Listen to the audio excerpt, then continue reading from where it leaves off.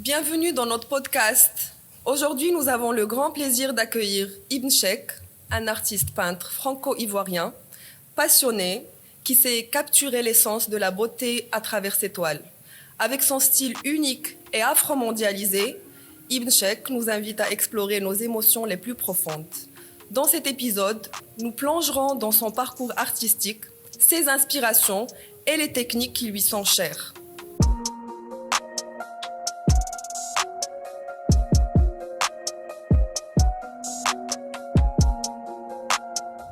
Bonjour et bienvenue. Bonjour. On est très contente de te recevoir aujourd'hui.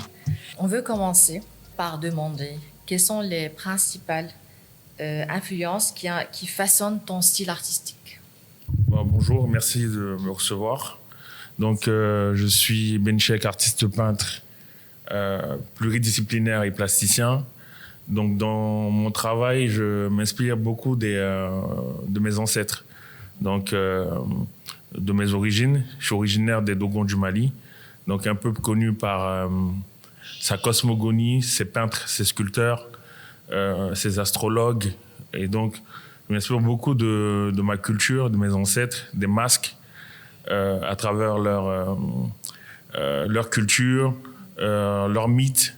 Et c'est ce que j'essaie de représenter dans mon travail au goût du jour. Donc, ce qui fait que de mon art un art contemporain avec des techniques modernes.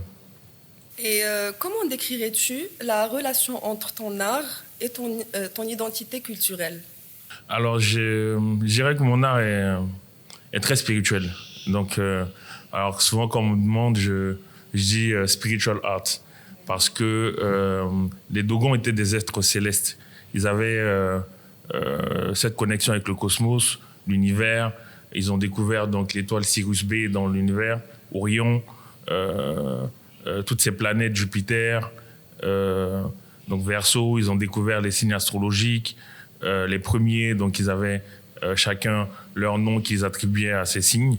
Et donc cette connexion entre la Terre et l'univers, pour moi, est déjà assez divine pour expliquer que mon art devient spirituel à travers donc cet héritage que je perçois de mes ancêtres. Et donc, on dirait qu'avant chaque peinture, je rentre dans une sorte de méditation permanente pour me connecter avec l'univers avant d'appréhender la toile. Pour avoir comme une inspiration. Ouais, c'est ça, comme une sorte d'inspiration, une sorte de... une aide donc de mes ancêtres ou une approbation de mes ancêtres, oui. Pour pouvoir appréhender la toile, parce que au final j'essaie de retracer le parcours de mes ancêtres et de mes contemporains. En tant qu'artiste, je suis donc le témoin de mon époque et le porte-parole de la société. Et donc c'est un engagement et donc c'est un sacerdoce que je porte. Et derrière faut l'appréhender avec beaucoup plus de sérénité, de spiritualité pour que derrière mon message soit perçu comme je le souhaite et comme mes ancêtres aussi le veulent. C'est très fascinant. Et à travers l'étoile, c'est comme il y a des messages que tu veux transmettre aussi à travers ce que tu reçois comme inspiration des ancêtres. Bien sûr. C'est totalement ça parce que je dirais que c'est pas moi qui peins, ce sont mes ancêtres qui peignent. Oui, à travers toi. À travers moi, ils communiquent. Tu te déconnectes en fait du monde réel. C'est ça. Voilà, pour se connecter à un monde imaginaire. À toi seul. Ouais. Et c'est ça. Et c'est comme si souvent quand je peins, je suis comme en transe. En transe, des fois, même le fait de voir des couleurs, le mélange des couleurs, ça m'anime et c'est vraiment fascinant En fait, j'allais dire le même mot, c'est fascinant. Ouais. Franchement, c'est très j'avoue fascinant. que c'est vraiment une expérience.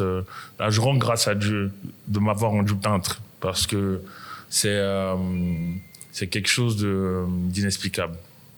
On veut demander quel rôle, voilà, c'est ça, en parlant de spiritualité, quel rôle joue la spiritualité dans ton processus créatif? Dans mon processus créatif, c'est l'essence de mon œuvre. Parce que je me laisse guider par la peinture. Alors, quand je commence dans mon processus artistique, alors je verse la peinture, les couleurs que j'aime donc sur la toile. Ces couleurs se mélangent et après je prends du recul, je regarde l'œuvre et derrière il y a des personnages qui sortent de l'œuvre que moi seul je vois. Et après je reviens les retracer par-dessus. Et c'est pour ça que vous allez remarquer que mes personnages sont un peu intrigants. Souvent, on dit que mon art fait peur. Comme des silhouettes qui sont un peu penchées, tordues. On ne comprend pas trop leur rôle. Et c'est pas moi j'arrive pas à les imaginer comme ça. Hein. Je verse la peinture. Après, quand ça sèche, je vois des formes qui se dessinent dans l'œuvre. Je vois des têtes qui ressortent, des visages un peu disformés. Que après, je retrace. Et puis, moi, j'aime bien ce côté abstrait figuratif de l'œuvre. C'est ça qui fait la beauté, en fait. C'est ce qui fait la beauté.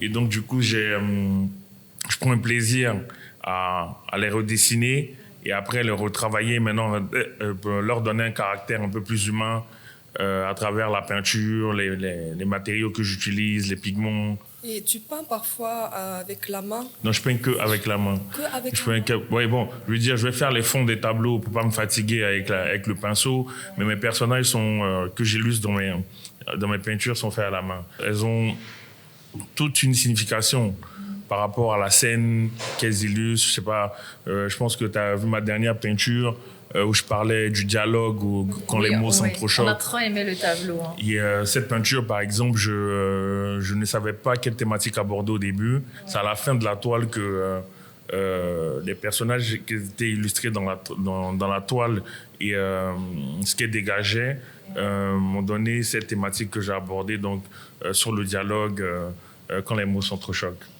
Il y a aussi un tableau chez toi qui m'a tellement marqué, c'est écrit Passion Sabar.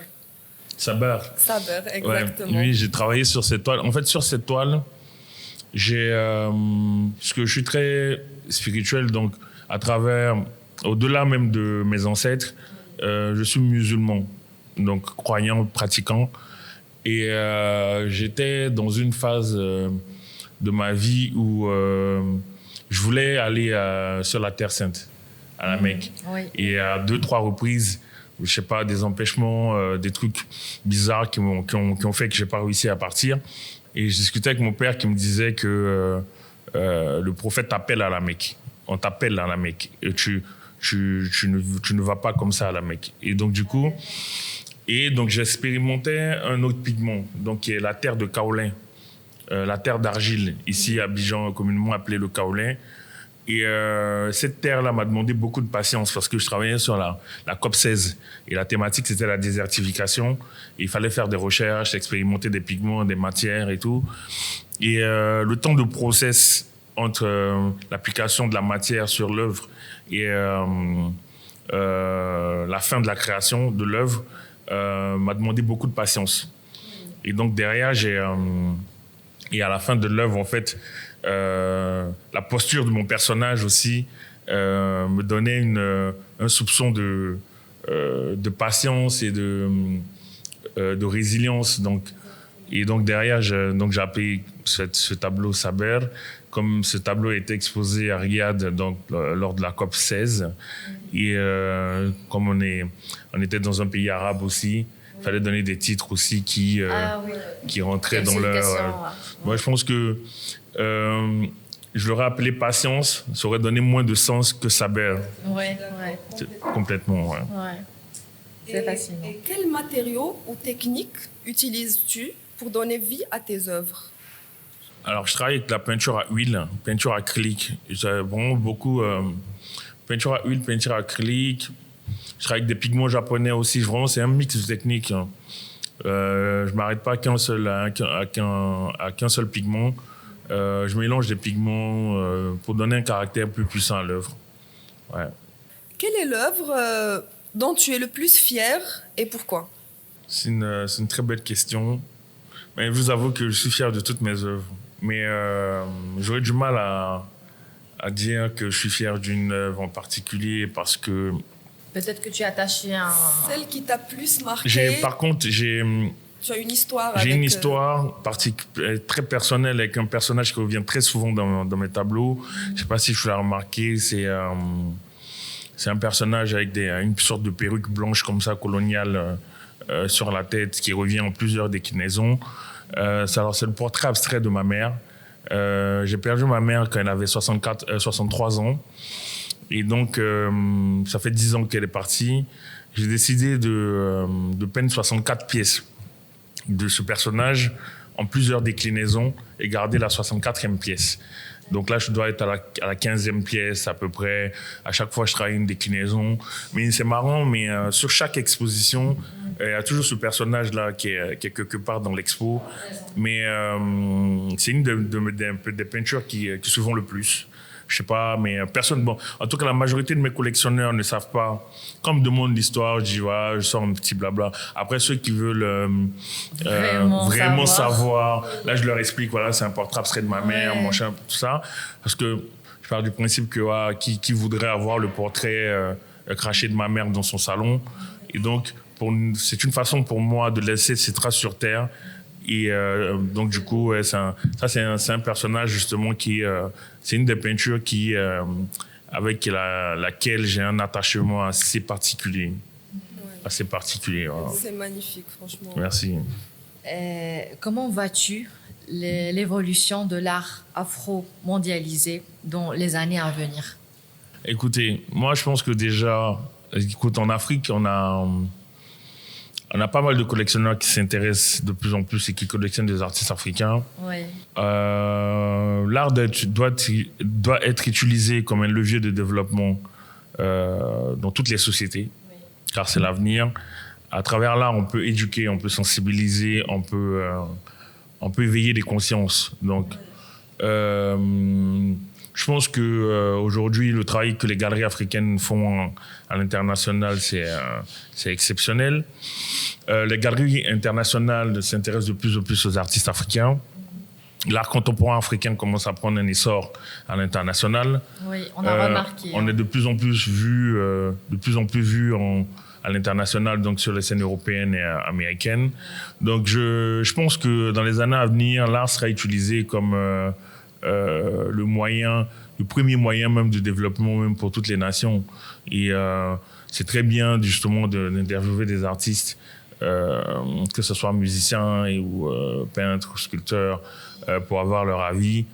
Et aussi, cela permettra d'éveiller les consciences pour les générations à venir.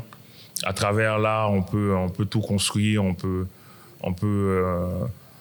communiquer, on peut se faire entendre, on peut avoir un message fort à travers l'art. L'art, c'est la vie, et je pense que les jeunes, c'est la beauté, c'est l'esthétique, c'est plein de choses. Oui. Au-delà de tout, au-delà du côté esthétique, on a pas mal de vertus que l'art peut créer et puis peut faire en elle-même. Tu peux donner quelques quelques conseils pour les artistes aussi qui veulent être connus à l'échelle mondiale, surtout les artistes africains? Alors moi, je conseille à tous ces artistes-là qui travaillent en cachette de montrer leur art. D'abord parce qu'il y a beaucoup qui ont du mal à montrer ce qu'ils proposent, ce qu'ils créent, parce qu'ils se disent qu'ils ont peur du regard des autres. Moi, personnellement, je publie toutes mes œuvres. Oui. Alors, elles sont toutes belles, franchement. Merci. Franchement, mais voilà, si je les avais pas publiées, personne ne m'aurait dit que c'était beau. Oui, tu vois. Et donc, déjà, il faut commencer à publier toutes ces œuvres, commencer à publier travailler. Le travail paye, parce que c'est à partir du travail que quelqu'un pourra te détecter, une galerie pourra te détecter, ou des collectionneurs pourront déjà commencer à venir à l'atelier pour regarder ton travail. Et plus tu travailles, plus tu t'améliores, plus tu te perfectionnes, plus tu gagnes en maturité dans ton travail. Et c'est comme le vélo. C'est vrai que ça ne s'oublie pas, mais tu pédales pas un vélo pendant 10 ans, tu reviens, tu risques de te casser la gueule, quoi. Ouais. Donc voilà, il faut garder toujours ce rythme-là, donc toujours le travail, et puis publier vos œuvres. Un jour, qui sait, on aura peut-être une Mona Lisa dans les œuvres que vous allez publier. Ouais. Vous allez être détecté par une grosse galerie, un gros collectionneur, et puis c'est à ce moment-là que tout paiera. Et puis mais Excuse-moi, en fait, comment tu t'es découvert cette passion et c'est quoi en fait le premier tableau ou la première œuvre que tu as Ouais, dessinée? qui t'a poussé à... Alors, Voilà. alors moi, en fait, déjà, je dessine depuis petit. Et j'étais dans la représentation des bandes dessinées, des mangas, ce genre de trucs. J'ai baigné dans l'art depuis la naissance, parce que ma mère a fondé la première école de couture en Côte d'Ivoire. Et donc, j'ai baigné dans les dessins, dans les patrons, ce genre de trucs. Donc, je pense que c'est déjà héréditaire. Mais le déclic, en fait ça vient du Covid. Donc, Covid, j'étais à Paris, j'étais confiné, je ne pouvais pas sortir. Et il fallait trouver une occupation parce que voilà, ça commençait à devenir lourd. Ouais. Et dans la même période, en fait, j'ai perdu un très bon ami. Et c'était un décès qui m'a vraiment chamboulé. Et j'ai décidé de dessiner son portrait. Et donc, quand je dessine son portrait, je décide de me lancer dans la peinture, de peindre son portrait. Et j'ai commencé à peindre son portrait. Donc, les couleurs devenaient thérapeutiques pour moi. Et ça m'a ému sur le coup. Donc, sur la fin du dessin, j'ai fondu en sanglots. Et j'ai terminé son portrait. Donc, j'ai décidé de le garder pour moi. Et après ça, j'ai commencé à peindre. Et je publiais. Comme ce que je disais là pour les jeunes artistes. Je commençais à publier. J'ai été contacté par Gazelle Guirandou, à Abidjan d'abord, pour une expo. Et ensuite, par le Louvre à Paris, donc le carrousel du Louvre qui m'ont contacté pour une expo Art Shopping. Et ensuite, ça s'est enchaîné au musée de Tokyo, Séoul, ensuite Dubaï, Riyad, puis voilà, les galeries à Paris. Et là, en fait, la bonne nouvelle, je viens de signer avec la galerie Van Gogh à Madrid. Donc pour 2025, ça sera une année remplie d'émotions. En tout cas, bon courage. C'est parfait. Merci. C'est très bien parce que, en fait, c'est un message. Comment on peut profiter, en fait, d'une période qui était difficile, de faire quelque chose de très beau. Et même au-delà de ça, c'est-à-dire que c'est pour ça que même la résilience, c'est quelque chose de très important. Oui. C'est-à-dire même pas attendre une période difficile pour se recentrer sur quelque chose. C'est-à-dire, je pense que quand je regarde même moi dans mon process artistique, parce que Covid, en fait, ça a duré 3 mois. Moi, la période où genre, je me suis concentré. En gros, en 3 mois, en fait, genre, j'ai sorti un talent, j'ai sorti quelque chose qui m'a propulsé à un sommet. Donc, t'imagines une sorte de résilience pendant 1 an, ce que ça peut donner. Oui. Donc, je pense qu'on doit tous se mettre dans cette capacité d'être résilient pour obtenir ce qu'on veut. Et il n'y a pas de raison que ça ne se passe pas. Avec un peu de prière et un peu de spiritualité. Beaucoup de foi. Ouais, beaucoup de foi. C'est très important. Et Parce de qu'il persévérance aussi. il y a beaucoup de gens qui sont rentrés dans des états dépressifs, en fait, pendant cette période de Covid. Il y en a des gens qui ont vraiment passé par des périodes très, très difficiles. Mais on a ceux qui ont su comment profiter de ce temps, de se connecter avec eux-mêmes. Ouais. C'est important. C'est très, très important. Ouais, c'est très beau. Ibn Sheikh, en 3 mots, la personne. Amour, foi et bienveillance. La famille en 3 mots. Amour, encore. Partage. Et j'ai du mal avec le 3e, mais je sais pas, qu'est-ce que je pourrais dire. Les 2 mots suffisent. Hein. C'est amour et... Amour et partage. Et présence. Bienveillance aussi. Hein, Bienveillance, ouais, ça revient. Hein. Ça revient, bienveillance, c'est ça. Comment Vas-y. Comment décris-tu ton art en 3 mots? En 3 mots. Oui. Soit ton art, soit l'art en général. Comment tu vois l'art? Spirituel. Oui. Travail et persévérance. Moi, en fait, je suis curieuse de savoir un peu plus sur la spiritualité parce que j'ai vu sur la Et page... l'énergie, parce qu'on a le premier rendez-vous, en fait, on a parlé d'énergie aussi. Ouais, c'est vrai. Je suis très curieuse de savoir ton point de vue sur ça. Et qu'est-ce qui t'attire vers l'énergie Bon, en fait, et parce que j'ai vu aussi Kundalini, je crois. Bien sûr. En fait, justement, c'est l'art qui m'envoie à Dubaï et qui m'envoie vers un centre de yoga Oui. Kundalini, où je rencontre la fondatrice qui me propose de l'idée des cours d'art méditatifs. Donc, dans le centre de yoga, après les séances de yoga Kundalini. Et donc, elle m'initie au yoga Kundalini et elle m'explique que dans le yoga, en fait, elle se connectait à Sirius, la Sirius B, qui est la guérie de certains maux et tout. Et donc, quand on discute, je dis, mais attends, mais moi, je suis un Dogon. C'est nous qui avons découvert Cyrus. Et je dis, mais attends, c'est pas possible. Et donc, elle me dit, attends, tu es un Dogon. Elle me regarde et puis elle commence à être émue. Elle commence à pleurer toutes les larmes de son corps. Elle me serre, elle me dit, parce qu'il n'y a plus beaucoup de Dogons sur Terre. Il n'en reste plus beaucoup. Ouais. Et donc, elle me dit, elle n'a plus envie de me perdre et tout. Et que elle priait. Elle est dans une de ses anciennes vies, elle était Dogon. Bon, au début, je ne comprenais pas parce que... Ouais. Il dit, voilà, il se connectait à Cyrus, mon chat, ce genre de trucs. Et donc, derrière, donc, elle me demande de venir prendre des cours de yoga. Et donc, je commence à me connecter au yoga, Kundalini. Et là, je commence à décupler tous mes sens en émotion. Et je pars encore en sanglots. C'est limite, je repars dans mes vies passées. Mais c'est limite, c'est incroyable. Ouais, c'est incroyable, ouais. Et donc, derrière, j'ai commencé à liser des cours d'art méditatif avec les séances de yoga Kundalini à Dubaï. Donc, oui, je suis prof de yoga Kundalini à Dubaï une fois par an. Ah, tu es aussi prof de yoga? Ouais, je donne des cours de yoga Kundalini après séance d'art méditatif. Ouais. D'accord. À Dubaï. C'est très intéressant. Mais il n'y a pas ça ici, je crois. Non, pour l'instant. Ouais. Non, il n'y a pas. Donc, ça fait qu'avant de commencer à peindre, je prie d'abord. Genre une série de mantras, méditation, et puis après on se lance sur la toile. Et tu habites ici à Abidjan? Tu es installé à Abidjan ou un peu partout? Ouais, tu sais, avec la peinture maintenant, je voyage beaucoup. Ça fait que je suis un pied sur deux entre Abidjan et puis les dates des nouvelles expos. Voilà, par exemple, à partir du mois d'avril, je suis parti là pour Madrid. Et puis, je reste un peu à Paris. Et puis, après, ça va s'enchaîner. Je vais en Autriche. Et puis, je vais aller à New York. Et puis... Bon, en tout cas, j'essaie de garder mon atelier ici à Abidjan encore. D'accord. C'est très intéressant.